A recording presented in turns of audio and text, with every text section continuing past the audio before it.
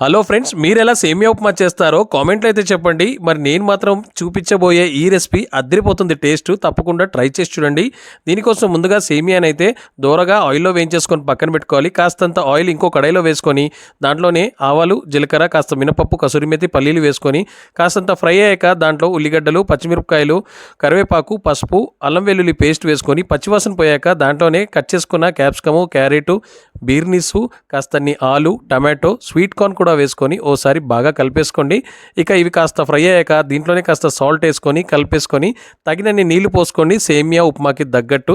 ఇక సేమియాని వేస్తూ స్లోగా గరిటెతో కలిపేసుకుంటూ ఉండాలి. ఇక మూత పెట్టుకొని ఒక 5 నిమిషాల పాటు ఉంచేస్తే మనకి వేడి వేడి సేమియా రెడీ అయిపోతుంది. ఇక కొత్తిమీరతో గార్నిష్ చేసేసుకొని ఇక బౌల్లోకి దింపేసుకోవడమే. చాలా చాలా టేస్టీగా ఉంటుంది. వెజిటేబుల్స్తో నిండి ఉంటుంది. టమ్మీ ఫుల్ అవుతుంది. తప్పకుండా ట్రై చేసి నచ్చితే లైక్ చేయండి.